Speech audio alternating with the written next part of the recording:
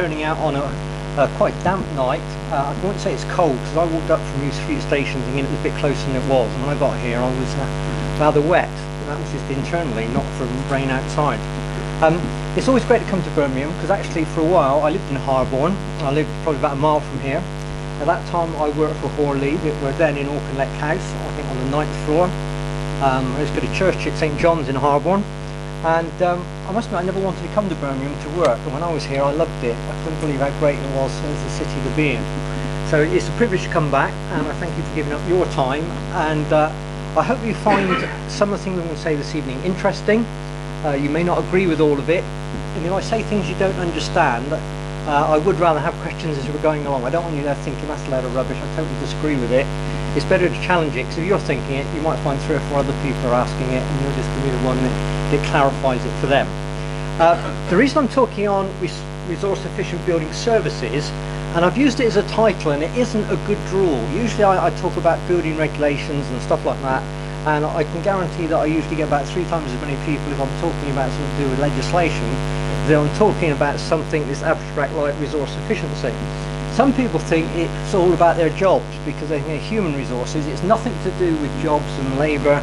It's about what goes into products, and it's outcome of a year and a bit of research that we did, funded by RAP through the channel at CIBSE, and the outcome of it was a CIBSE technical memorandum on resource efficient building services. So the little cars down this side are showing you how old it is. It kicked off at a CIBSE technical conference. We then set on regional seminars on different areas to look at lighting, heating, cooling, vertical transportation, those sort of areas. And as a result of all that dialogue with business, contractors, consultants, manufacturers, we came up with this guide. Now, can I just ask, has anyone read it? No, so actually you're all going to learn something, so I can say something totally wrong, it's not in there and you wouldn't know any different.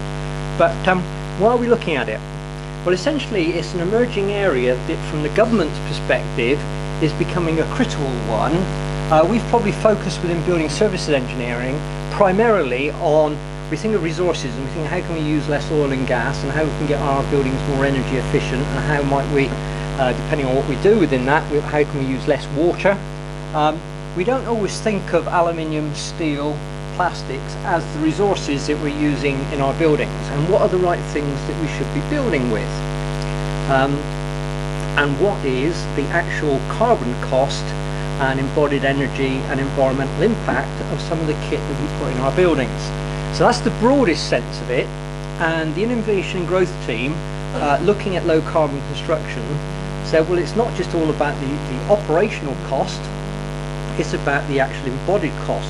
You could put up a building that was extremely low energy in operation, but it might use 4 or 5 times the energy to construct it than you're actually looking at perhaps trying to save. Now, it's part of the government strategy at the moment, but the trouble is with the government strategy, those who know what the government are doing at the moment, they've got one major headline thing, and that is to reduce the deficit by cutting costs, and they will not impose burdens on industry, which means a lot of what we were going to see changing in terms of building regulations and planning regulations have essentially been scrapped. So the whole idea of a zero carbon home and a zero carbon building by 2016, it was always on the agenda from 2006 to have zero carbon schools by next year. That got lost in the ether about 4 years ago, but now they've come out openly and say, well, yes, that whole idea of zero carbon homes isn't going to happen.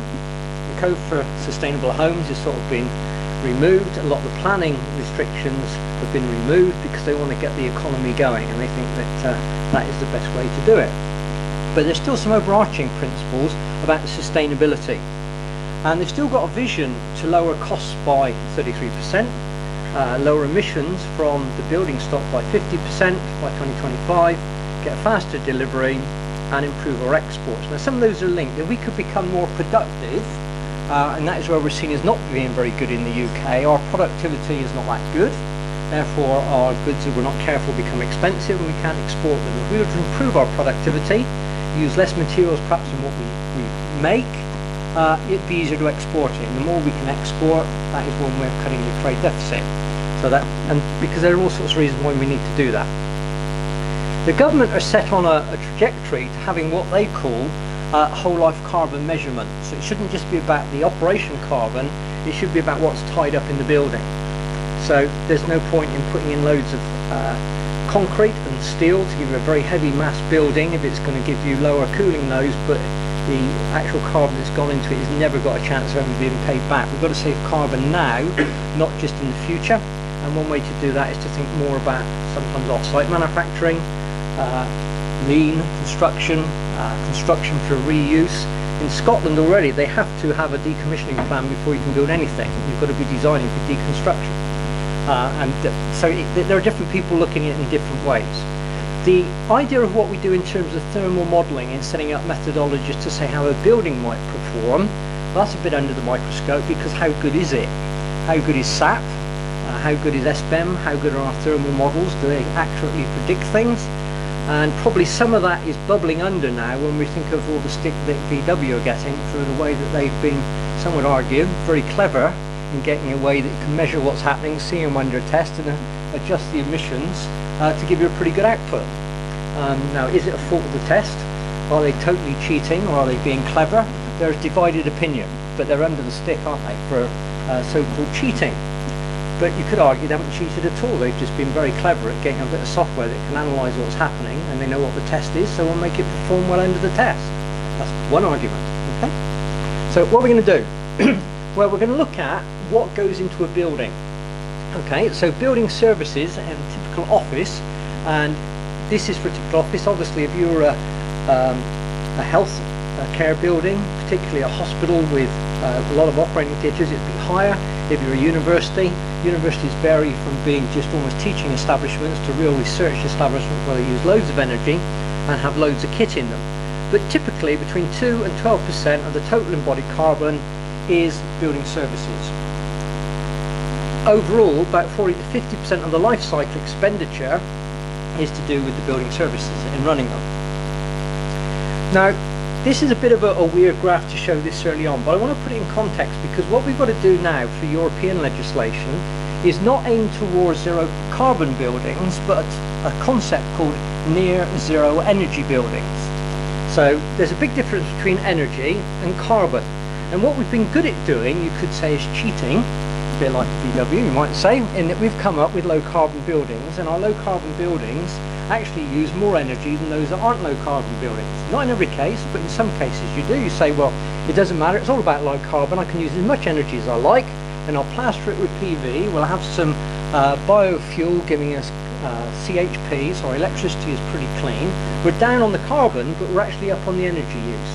And there's quite a lot of studies, particularly looking at EPCs, that hopefully you're familiar with, saying that the average actual energy commission per square metre of an A-rated building, top grade, is actually higher than that of a D and an E-rated building. Because those that have got A-rated have done it very cleverly using low carbon alternatives, and it is not a low energy building. So there's a big difference between designing for low energy and designing for low carbon. And the European focus is on low carbon. Sorry, it's on low energy, not on low carbon. Now, I want to tell you the other thing behind all regulations now that are mandated by Europe, and you might be familiar with this, that the regulation you set, whether in England, Wales, Scotland, Ireland, or anywhere in Europe, need to be based upon a cost-optimal approach. Anyone familiar with that? There's a methodology, and you've got to show that what you're doing is a cost-optimal. So it isn't cost-optimal, believe it or not, to go to passive house standard. If it was, that would be what the base standard would be in building regs. Doesn't mean to say it doesn't use less energy, but it's not seen as cost optimal. Now, cost optimality depends upon the price of energy. Now, who in this room knows what the cost of energy is today in terms of a barrel of oil? Anyone know? So if you don't know what fuel costs, how can you do anything that's cost optimal? Now, there are two reasons why I put up this chart. One is it's not just about the cost of fuel, because actually globally it's traded in dollars, but it could say, well, it's about the exchange rate. If we've got a strong pound, then our oil can appear quite cheap. If we've got a weak pound, it can seem quite expensive. So over a year period here, it's gone anything from 1.46 to the pound to 1.68 to the pound. That's quite a lot of variation just because of exchange rate mechanisms. Now here's some historic views of crude oil prices and natural gas prices. And at the moment, fuel is incredibly cheap. You're probably aware of that. You see it reflected to some instance in now being able to buy petrol with some of the discounts you get at about £1 a litre. Now I've been filling up at £1.4.9, and then I get a 5p off for this, that and the other. I'm just below the £1 a litre. That's pretty cheap. But that's not a true reflection of the prices of the fuel at all, because it's nearly all duty and tax.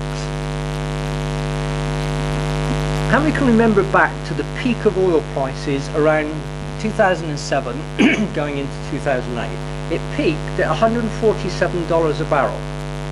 And most London analysts and global oil analysts said it would be $200 a barrel by Christmas, because they were continuing that trajectory of how it gone. Anyone know what it was at Christmas? It was under 40. It was under 40. So how can you go from saying it's going to be $200 a barrel down to 40?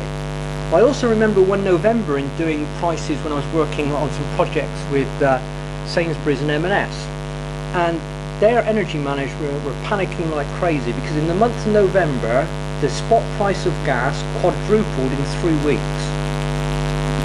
It had been about 0.6p and it had gone up to 2.4, 2.5p. Now how can anyone work in a market where it's so volatile? And it's volatile based upon the sort of graphs you see there. There is a gas price. This is in dollars per BTU.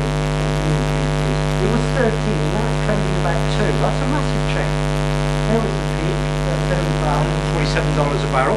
If we zoom in a bit more to recent numbers on those, there you can see that we're trading there around, the peak on there is about 52.5, and it's dropped down to almost $43 a barrel. If you look at the price of gas now, you're dropping down to about 2.5, and it's been up at 13. Now if you're doing cost optimal, what value of fuel are you going to use to get a cost optimal value? Now the same sort of thing in variation also exists when we come to resource efficiency in looking at embodied carbon, because the carbon of our electricity changes every hour of the day and when you might choose to make it, and the cost of it changes. And predicting energy prices is impossible. Nearly every prediction, this is what I always said that we get it wrong, and I've got it wrong so many times. Like put in CHP and they've ripped it out for 2 years because they can buy the electricity cheaper than they can generate it. But I did all the so-called proper analysis using the discount rates, using the inflation figure that everyone gave me. But you can't see the numbers. That's 85 and 6 and 7 and 8. Each of those is a prediction from the US on what the price of oil is going to be. And the origin line is actually what it ended up being. And everyone says that oil is going to keep going up. We've had a few dips, but we're sort of struggling along here, and the one prediction is saying it's going to be far more expensive than it actually is. So if we've got it wrong, you could say at the moment, from a cost optimal point of view, we are actually over-designing our buildings in the UK. Now it's not up to us to do it, it's just to set the standards that you have that. Now, the other thing in the UK, we're actually doing pretty well. We're doing pretty well in the move to a low carbon economy.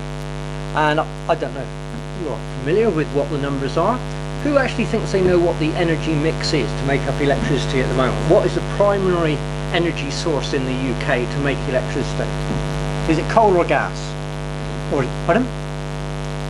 Okay, nuclear? Any other thoughts? Any idea of the split? How clean is our electricity at the moment? Okay, well, this here is, if you want to know what it is any hour of the day, if you go online, this thing here, called GridWatch.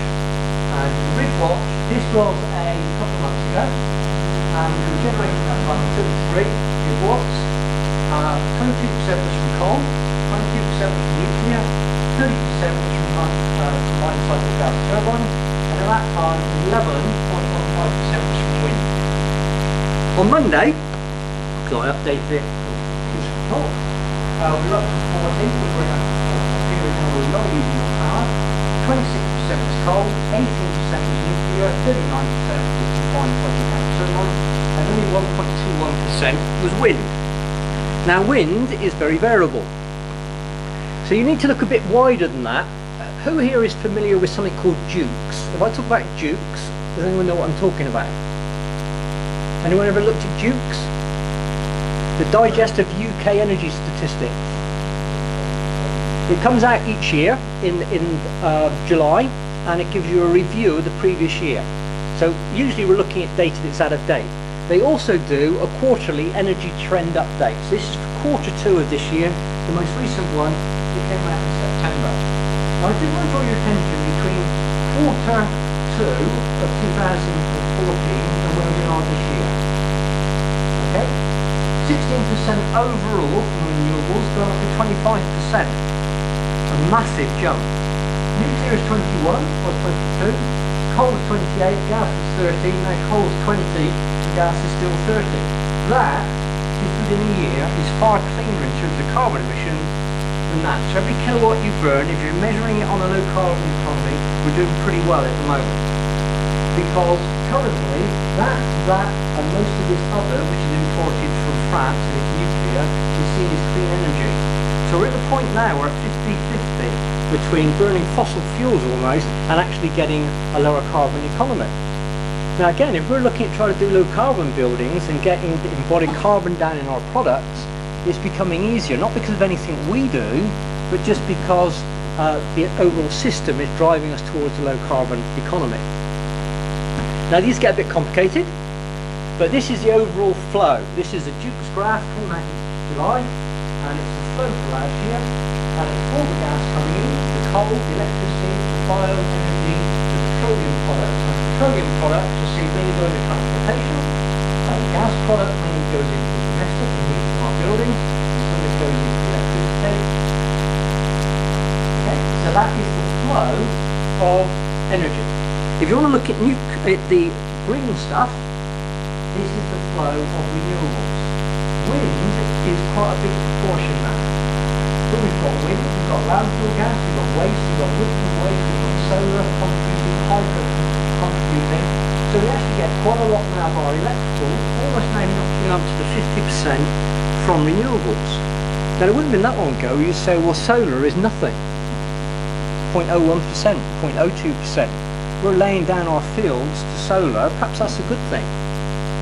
The actual return in terms of calorific value out of a field laid down to PV is far higher than laying it down to rapeseed or coppice willow or any other form. So we don't always think of PV in that sense. What really is a renewable and how renewable is a rapeseed or a wood chip. All of this is about resources. This is concentrating on energy, and the project I want to talk to you about is not concentrating on energy so much. It's looking at resource efficiency. How can we use less copper? How can we use less steel? How can we use less aluminium? How can we just use less and do more? So that would be the key to it. One of the reasons it's critical for us to be concerned about it, the move in terms of energy in the UK is not really been about just switching over to new sources. It's been about resource security. The security of supply is a major issue for almost any government around the planet, and that's why wars are often fought. We don't like to think of it, but we don't want the Russians turning off a gas tap. We don't want trouble in the Middle East, which might disrupt our oil and gas supplies. But what we forget is we had 20 years where we were a bit like United Arab Emirates or Qatar or Saudi. We don't think of it like that. But back in 2000 and 1999, they were the peak years of production of oil and gas. Now back then, we were producing in the UK, in terms of million tonnes of oil equivalent, nearly 250 million tonnes of oil equivalent. Now we're a third of that at 80. Now we're still using more or less the same amount of energy. We've dropped a little bit, but we were net exporters. So if you could take that in costs, in those good years between 1980 and almost 2000, we were putting in with anything between about 3 up to 7-8 billion pounds into UK Treasury. The last few years, the deficit has been £25 billion of UK money, because we've still got an energy habit that costs the UK dearly, and that's why we can be in problems, because we got used to living on a resource that built up our coffers. A bit like if you go to Qatar, they don't charge you for gas, they don't charge you for electricity, they don't even charge you for water, you get it free, because they've got loads of it. They got loads of water because they use the flare gas to give you desalinated water, and just use that to give you water. New technologies, feed-in tariffs, renewable heat incentives, renewable obligations. We've done a big switch in the last 4 or 5 years into renewables, funding it because the government believed it was the right thing to do. Now, you could say they may not believe that anymore because they're cutting them, but what they're cutting them is because the cost of those has come down. Anyone here got a solar PV array on their house? No? No one at all? You've missed out. You've missed out big time. Anyone who took it up originally is now getting paid about 55, 56p a kilowatt for everything they generate. Everything they generate, half of it is assumed, because they don't measure it, is exported, and you get paid for that as well. And people are sitting now who've got a 4 kilowatt array in, on checks coming in of often at £800 a quarter. Now, they probably paid £16,000 for that 4 kilowatt array, and now you can get one installed in your home for under 5. So the costs have come down tremendously. So the government subsidy needs to come down, because it wasn't there to make people money. It's ended up doing that to the early adopters, but it was done to actually promote the industry, and it's been pretty successful at doing that for the uptake of it. So, final UK energy consumption, it'd be nice to think that we've got that red line coming right the way down. We haven't. We've seen a big switch over to gas, we've seen a real drop off in coal, so it's almost off the bottom of the solid fuel, and we've got the bioenergy up to 2030 not really getting anywhere. And in the last couple of years, you see it's actually really adding to the mix. So there it is, an overall match. The bottom one's the coal, solid fuel, then you've got the big swathe of overall energy is petroleum, but a lot of that's for the transportation system, then you've got the gas, then you've got bioenergy, waste and heat, and then electricity is the blue at the top. Now, what we have seen, and it takes some time to get to those points, is that the appliances we're using are becoming more energy efficient. So if we look at a home, or we look at what we might use in an office, the actual product is more energy efficient. Yet how many people buy a new fridge but don't really get rid of the old one, they just put it in the garage? Or they buy a new freezer and they've just got 2 of them now. Or yes, they've replaced the telly to get a much bigger one, but the other one's still in use, but that's now up in the bedroom, or it's still... the typical house was lucky if it had a TV going 50 years ago, wasn't it? It didn't have TVs. Now I think the average house has something like 4 or 5 TVs in it. That's the average house, which is crazy. And a lot of them aren't necessarily the newest and most efficient. Average consumption of cold appliances really dropping, but we're having bigger appliances. And then the average consumption of wet appliances, the only thing there that is going up really is tumble dryers. We're wanting to tumble dry more and more, and they're becoming bigger, and therefore they're using more energy to dry our clothes. Now, who is familiar with Powerwall and Powerpack? Anyone? Okay, one person. People familiar with the Tesla car? Anyone know anything about the electric car, Tesla? Well, Tesla have moved into the home market. They come up with something called a Powerwall, which you can get in 2 brands. The 10 kilowatt hour one is $3,500, and they do a 7 kilowatt hour one, which is essentially $3,000. Now, for the UK market, the typical energy electrically in a home is between about 7 and 10 a day on average. I don't really know what you're using. I'm using, I think, about 8.9, 8.95 is my average daily consumption of electricity in the home. I hope to get it down, but I still use that level. Now, they launched this Powerwall to go into the domestic market to use alongside your PV arrays, because PV is more cost effective in the States than in the UK, primarily because their energy is structured in a different way in terms of the costing of it, and also the availability of solar is greater than it is in the UK. Now, this guy starts his talk about why he's launching Powerwall and Powerpack with a very interesting diagram. That is the USA. That blue square, okay, on that map of the USA is the size of a PV array you need to power all of the United States. So if you could lay down that area to PV and have superconductors to get it around the States, you'd need that size of PV array. So it's a very, very small fraction of the area that you've got in America. There it is highlighted. Now that little black dot in the middle is the size of the battery you need to store all that energy. Okay? And what it's saying is what we need to do is to put these power walls almost everything, and that will then allow you to be more sufficient with an array. Now if you link them all together, they've got a bit of a benefit in the States, but they've got big distances to go.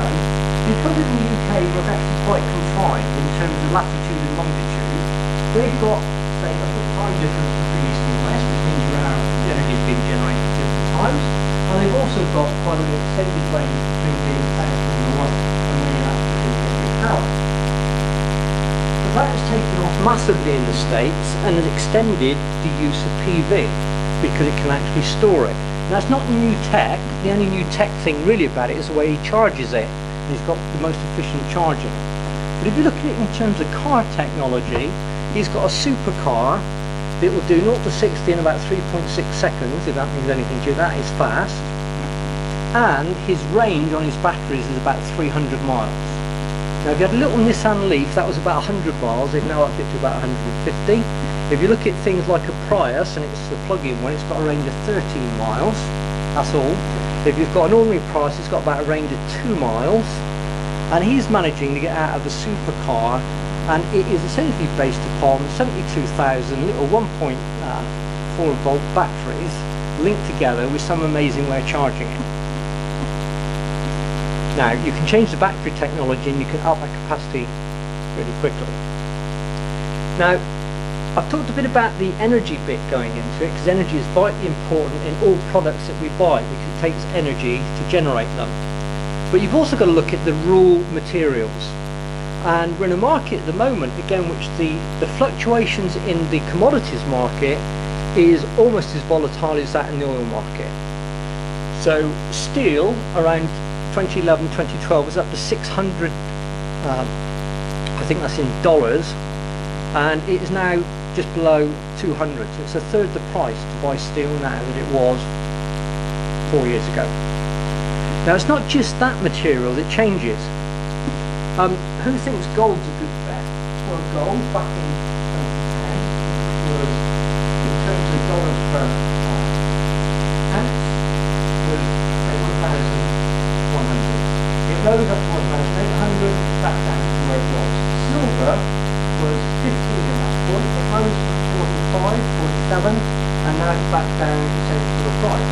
So how does it change? At the moment we've got platinum cheaper than gold. So there's no stability in what we're buying or the costs of it. So this whole idea of working on cost optimality is fraught with difficulties when we haven't got a clue about what things are going to cost us in terms of the raw materials going into it and the energy we need to then transform it into something that is workable in terms of building services. But what we do know is that the population is growing, and what we've got to work on is got to go between more and more people. So we've got to become more resource efficient. We've already passed the point where the world can support us. They say in the UK we've still got a 3-planet lifestyle, so we need 3 planets that everyone live like we do, and we think we're doing pretty good because we're not as bad as the Americans at a 5 to 6 planet lifestyle, and we're certainly not as bad as Kuwait and Qatar are on about a 9 to 10 planet lifestyle. But then we ignore all those in sub-Saharan Africa who are managing to get by on next to nothing. So there is more people coming up through the ranks like China and India that are distorting it. So some of the resource efficiency side is often seen as a very sustainable thing. How do we become sustainable? And probably the most overused word in what we do, I've seen on our literature within AECOM, that's a sustainable school, that's a sustainable hospital, that's a sustainable building. I don't know one building at the moment in the UK that is sustainable. They're just a bit better than they used to be, or they're more sustainable than they used to be because they're not using as much resource. But anything that's using more resource than there is available is not sustainable. So we've got to look at it in the thing about how much does it cost, what's the social impact of what's going on, and what's the environmental impact.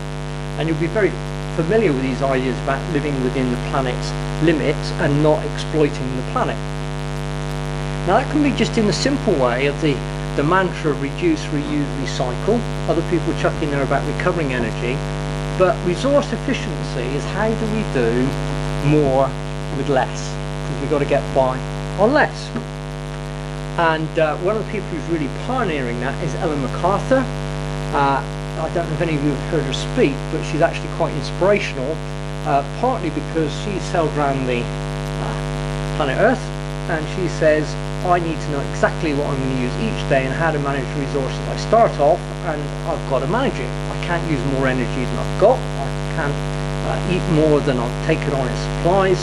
And we need to go from what they call a linear economy, if you're familiar with that terminology, into something called a circular economy.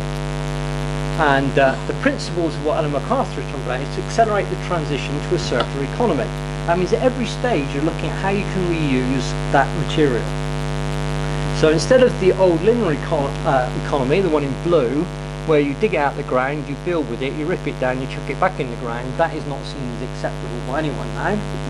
And each stage you've got to look at how you can minimise the processing, the transportation. The lighter you can make something, the less resource it's going to use to transport it around. The smaller you can make something, the less packaging, the less weight, all sorts of things. We've got to look at our materials and what we're using.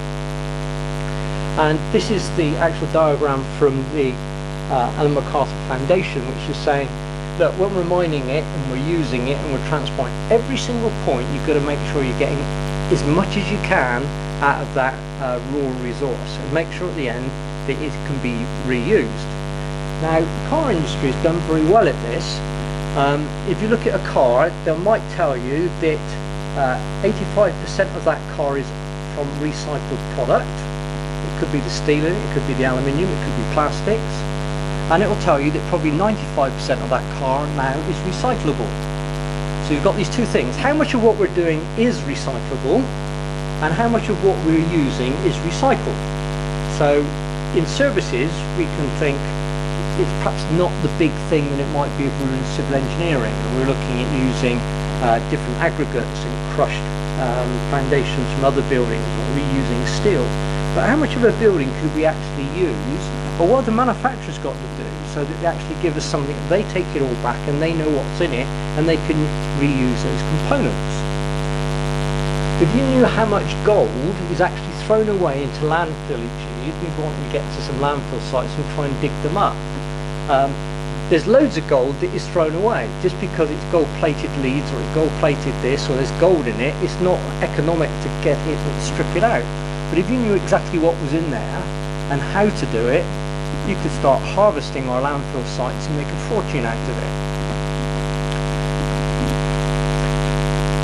WRAP, his mission is the Waste Resources Action Programme, is to try and impact building services sector. And that's why they paid CIBSE to come up with a guide to try and make building services engineers at least think more about what they're using and scarcity of supply and what their stuff is sourced from and how they can do it in a more resource efficient way.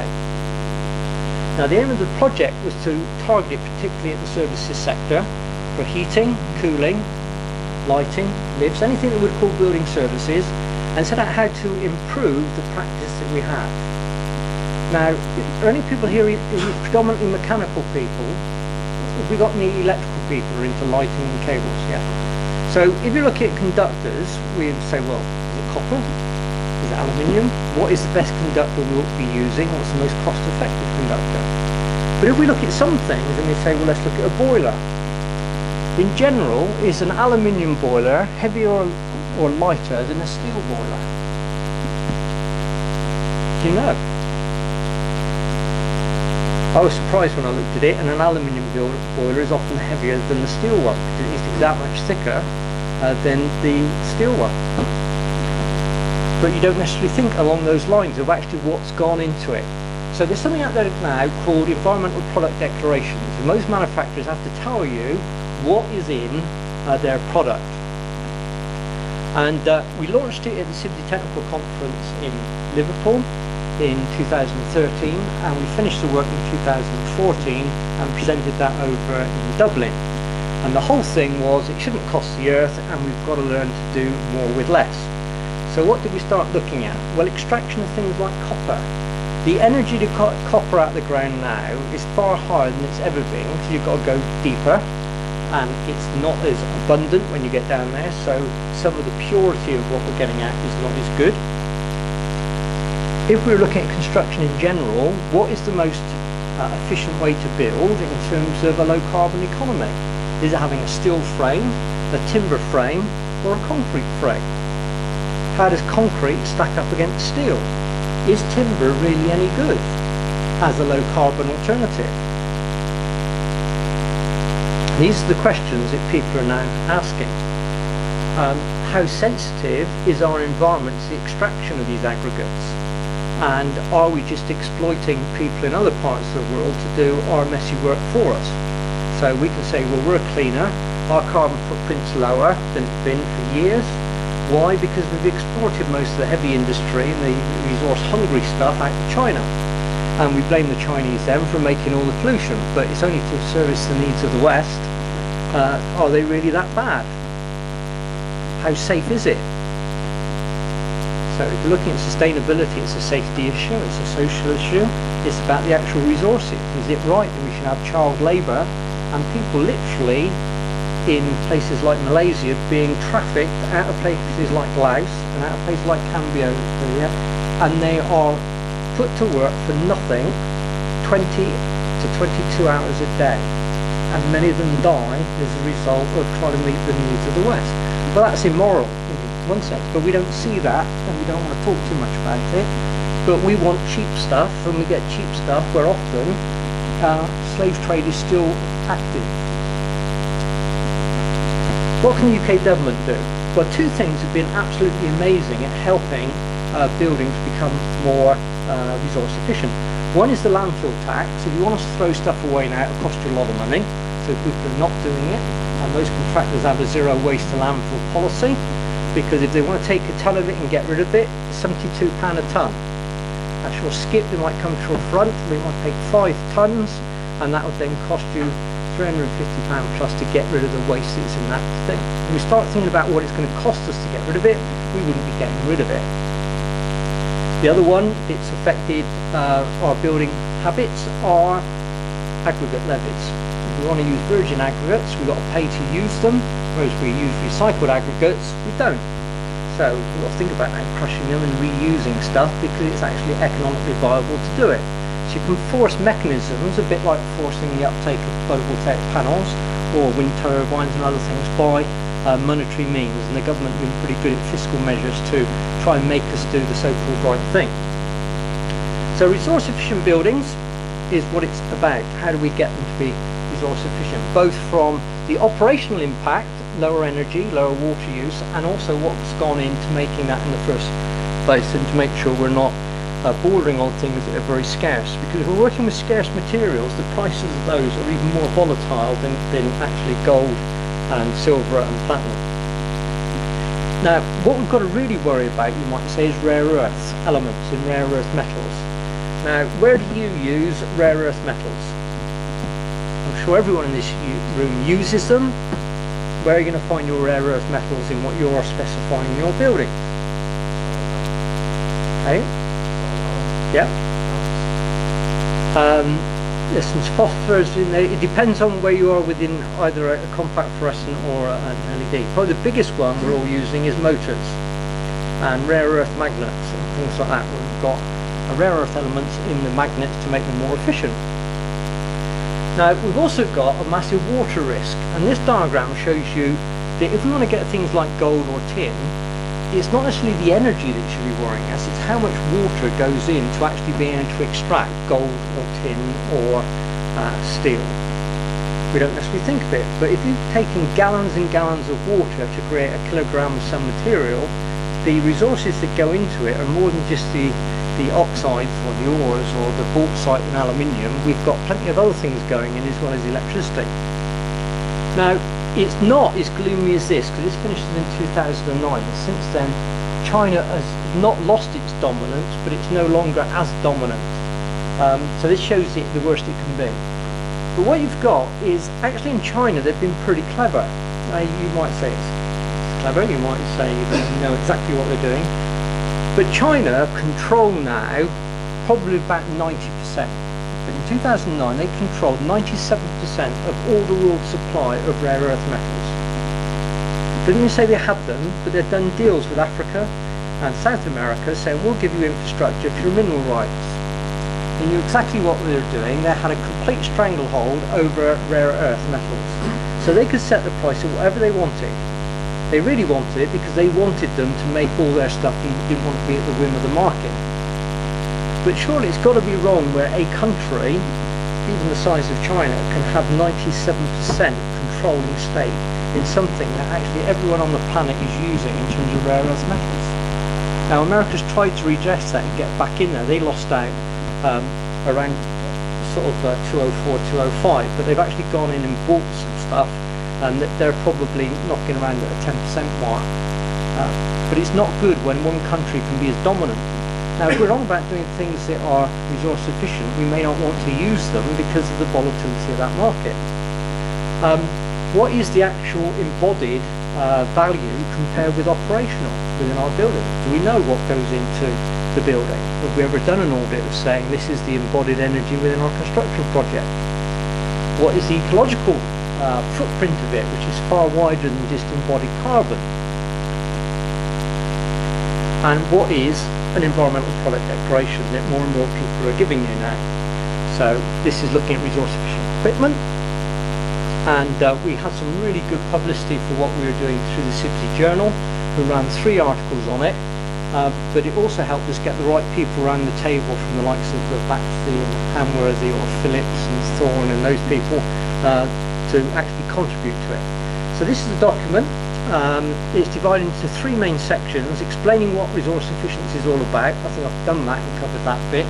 Set out the key principles of how we've got to attack it, and then focus in on what we're trying to do: heating, cooling, ventilating, lighting, lifts and escalators.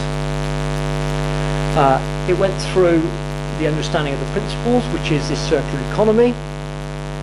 It then looked at the opportunities in heating. Well, the first one ought to be, can we reduce the demand for heating?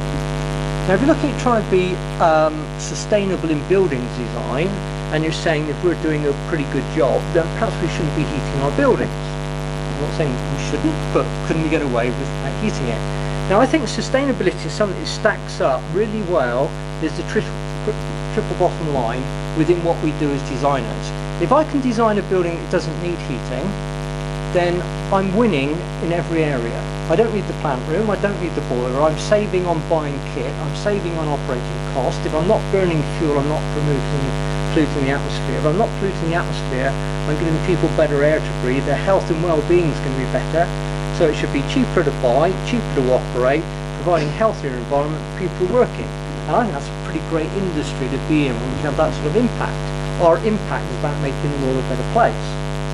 Or is it about chuck it in as cheap as we can, oversize it, don't care about who's running it, let it pollute the environment, in which case we're not following the code of conduct that is laid down within CIBSE. I think it's pretty clear we're here to actually make a difference. And that's what I find quite exciting. I wasn't necessarily as a convert as I am now, but the more I look at it, it just seems to make sense. It makes economic sense, and it also makes sense of protecting and preserving the environment that we have. Now, here's the opportunity in heating. This comes from Baxley, so they gave us all the figures for looking at essentially an aluminium heat exchanger against a stainless steel heat exchanger, what the materials are on each one, how much it's weighed up, and the overall weights of the product. And as I said, I was quite surprised at the top one, the aluminium one, comes in at 48 kilograms compared to 42 for the one below. If you're using composites instead of brass fittings, again it's heavier, we've got brass in it. But who knows that information? It's there now available to you because they're asked to produce this whole idea of an environmental product declaration. So what are the opportunities? Well, designing out the need for plant and equipment in the first place. Are we trying to do that enough?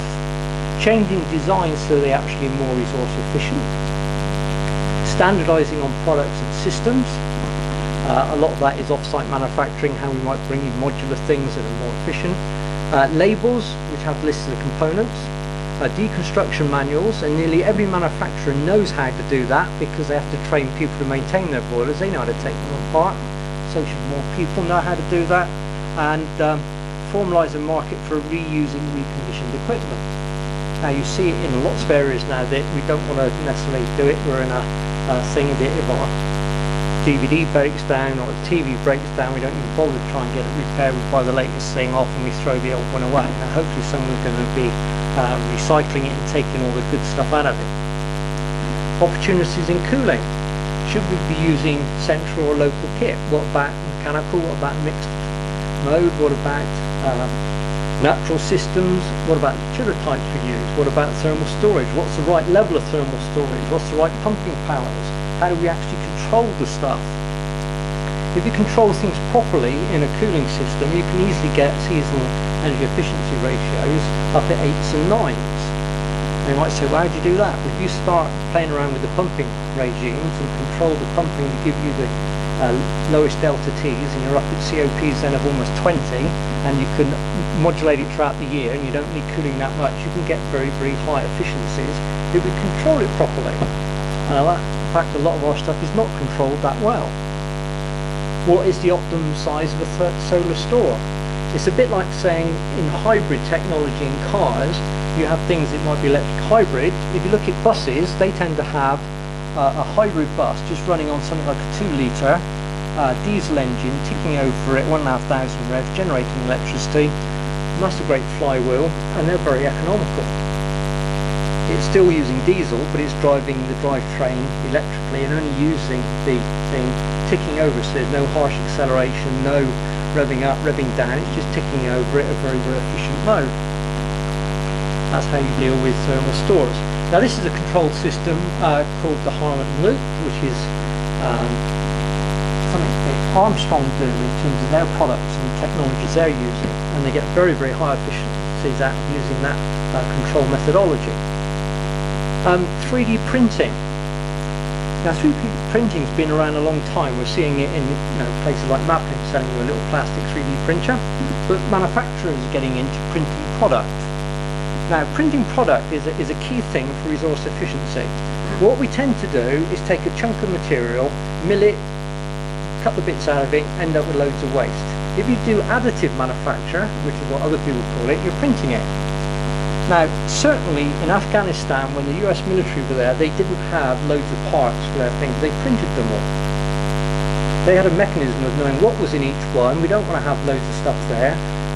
We'll send it to the printer and we'll print a new valve, or we'll print a new ring, or we'll print something.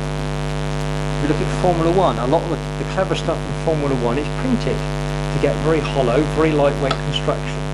So we're going to see more and more stuff printed at scale to use less and less material. What is the correct ductwork to use? How many people here have used cardboard ducting?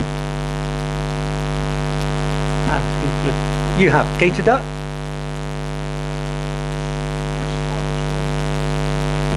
Okay. Well, I'm not saying they're good, but we tend to say, will it just be steel? Should we be using it? Should we be using different materials? We had a lot of people from different manufacturers say it's really difficult for us to break into the market. It's dominated by steel, but should it be? Should we be using Kingspan ducting? Or should we be using gator duct? Or should we be using fabric ducting? What are the benefits? The thing is, we don't tend to evaluate it, and part of this project is evaluating alternative technologies and saying, is there a place for them in the marketplace? There's stuff to do with insulation from Kingspan. Opportunities for resource efficient systems. Consider natural ventilation. Don't say that will always work. Carefully calculate design flow rates. What is the optimum size of ducting? Now, I remember very clearly sitting at a drawing board over at Auckland House doing the ventilation system for a bank over in Wolverhampton. And you've got your ductulator, or you've got your chart, you go up 1, you across the 5, and you work within these things of what the losses ought to be and what the pressure should be per metre run, and you add it all up. Why ever did I use 5 and 1? Well, I was told to. At the time, that might have been the optimum one to do, but you might say, well, I'm On the main I'll go up to 7.5. If I'm on a branch, I don't want the noise, I'll drop down. We've got rules of thumb. Now those rules of thumb are not based necessarily on what is cost optimal now. It's probably based on what was cost optimal 40, 50 years ago. And they've been handed down and handed down. Do they need to be reinvestigated? What is the optimum method of designing a ductwork system? Lighting. Now lighting, we've got some lighting designers here. Or no one at all. You do lighting as electrical? No? Lighting is one that, I must admit, it's an area which I'm really pleased about, but it also annoys me. So if I get annoyed about it, it's because I think we get ripped off. Why do I think we get ripped off? Well, let's tell you. If we start looking at lamps and luminaires, and we start looking at where LEDs have gone, it's almost the argument has been won by LEDs. Whether you're a fan of them or not, LEDs are dominating in all areas, because the efficiencies have actually finally got there after about 10 years of being oversold, which I don't think is necessarily a good thing for them. But I want to take you back to some older technologies, and if I talk about a T5, a T8 and a T12, people know what I'm talking about. Yeah, you do. Okay. So one of the things you've got to watch is phosphor prices. Now this is within months, so you've got January, February, March, and there was a massive kick in April, and phosphors on the global market in 2011 went from being $50 up to over 400 within a 3-month period. Now if you're a lamp manufacturer, you have problems with that, because you're trying to sell your lamps at a rate, and yet you've got quite a bit of phosphor in them. But the challenge now for people is to say, actually, how do we actually procure lighting? Do we want to buy lights and fit them, or do we want to procure a lighting level? I just want you to give me 500 lux. I don't care how you give it to me. Just supply me with light. Different way of procuring stuff. It's a bit like you don't go out and buy carpet, or you don't go out and buy lino. You just say, I want a finish, and I'll pay you £5 a metre per year for the thing in there. You repair it when it needs to be done, you clean it, you do it. I just want to buy a service. Now there's quite a few things moving to that service model. It's not always the best in terms of resource efficiency. Now I want to take you through a little trip of something you all said you understood. T5, T8 and T12 lamps. Now I can tell you there's loads more material in a T12 than there is in a T8, and there's loads more in a T8 than there is in a T12. So if there's more material in it, it weighs more, it's got more phosphorus in it, it's got more glass in it, it's got more metals in it, it's got more packaging, it's more expensive to deliver it to you because it's heavier. Now why does a T5 cost more than a T8 and a T12? Because they can make the money out of it. There's no reason a T5 lamp ought to be more expensive because of what is in it or how it is made than going to a T12. There just isn't. Yeah, you can go out and you can buy these things, and there's a T5, $12.95, and then the T8 is less expensive. Well, it's got glass in it, it's got a phosphor in it, it's got less gas in it, it's got less metal in it, less packaging, less transport cost. Why can one cost more than another? How often are we getting ripped off just because it's seen as new technology? It doesn't cost them that to do it, it didn't cost them necessarily that much. So it doesn't help when you're actually having to pay excessive amounts of money for something that should actually be cheaper just because it's a newer tech. That is not really promoting resource efficiency. But LED's gone a long way, from perhaps the traditional incandescent to halogens to compact fluorescents now to LEDs. But how efficient is an LED? My guess is that most of the LEDs that are out there in buildings need to be ripped out and replaced now, because they're at the point where cost effectively they would benefit from being taken out already. But what is a replacement? Here's a survey that was done of 10 60-watt GLS equivalent replacements. Now the numbers on there that range from 60 to 100 are all the lumens per watt for that lamp. The other thing I've noticed is a lot of what you'll see on lamps within B&Q or Homebase and that is absolute rubbish. The numbers just don't stack up. But in general, if you get verified information, it can be anything between 60 and 100, but it's still an LED lamp and it's still a plug-in replacement. There's one there, the Crompton lamp, 10 watts, and it gives 900 lumens, that's 90 lumens per watt. I remember being at NEMEX 2 years ago, and I saw these things. I was almost strung up. I thought, what are you wasting energy for? I thought they were the old, just wire, very extravagant old GLS lamps. They're LED lamps. A star star, A++. They look like the old thing. They've got the same colour, the same sort of thing. And there's one you can buy in B&Q, not saying you have to. And a 4-watt lamp gives you 470 lumens. That's knocking 120 lumens per watt. And what does it cost? £8. That'll pay for itself probably in 3 months for normal usage. Why aren't we going over wholesale and replacing things? Right, we've banned the old ones. What do people do? They go out and stockpile them because we think we're going to run out of the 60-watt lamp. They could save a fortune.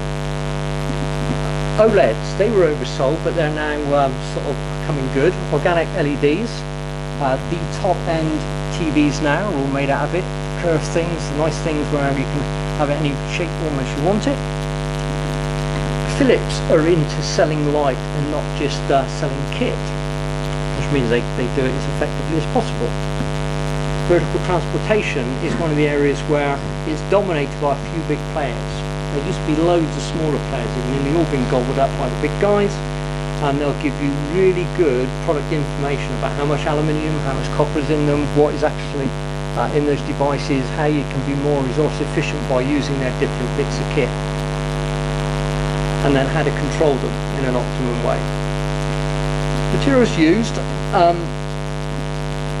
people who do embodied energy calcs tend to go back to different sources of data, and there's no consistent way of doing it. All I want to raise is that when you start doing it, we want standardized ways of doing it, but standardized ways of doing it don't help you to really understand what's going on. And these little graphs, which is data that is most commonly used, tells you the year that it was collected, and each one of them is a sample of the material in terms of the embodied energy and what resources are going around that material. And anything for, say, aluminium on there, is anything from 111 records to the right, the minimum value base, and the maximum value is 382. So the value on there is somewhere between that and that, but depending on where you get it, when you buy it.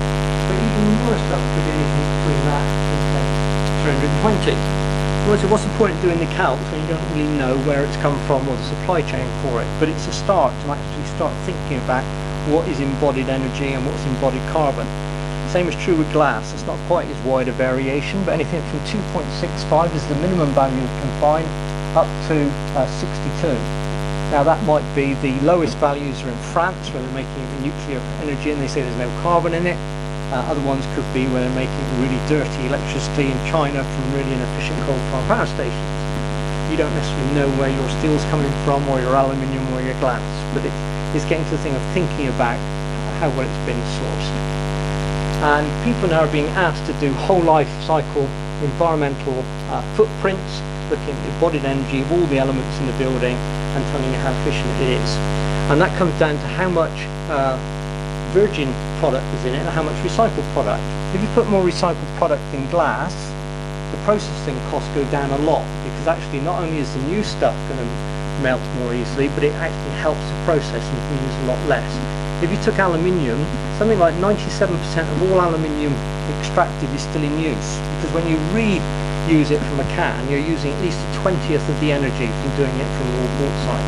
So there's certain areas of massive savings in steel and aluminium and metals.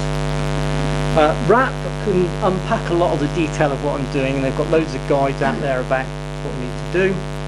The products we use keep varying between everything with plumbing.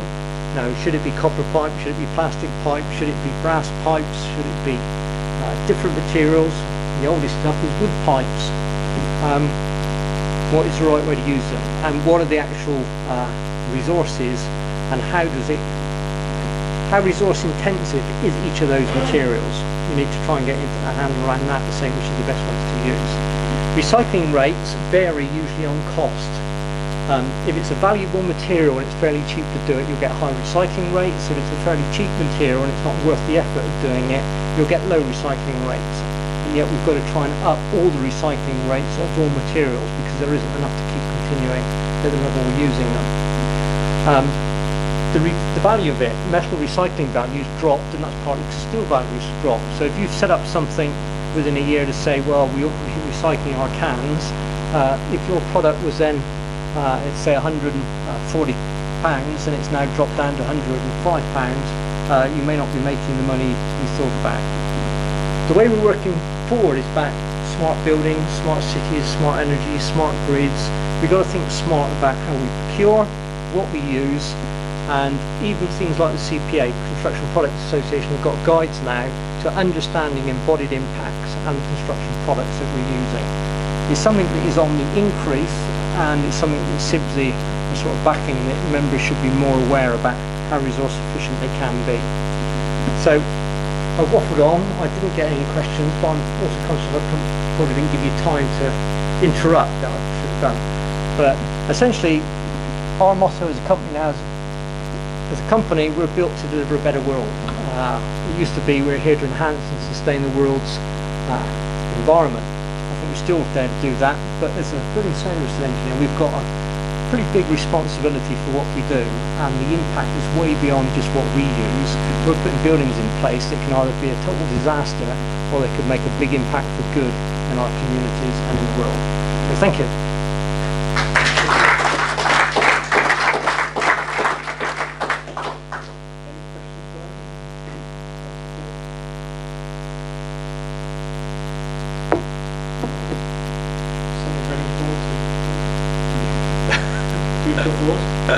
Hope you all been taking notes. If you haven't, the presentation will be on the Bristol website. Can I ask a favour of anyone? Anyone going by New Street Station? Is there anyone who can drop me down to there so I don't have to use any other mode of transport? Trying to be resource efficient and save money. Can you drop me off there? Thank you very much. Thank you. Much appreciated.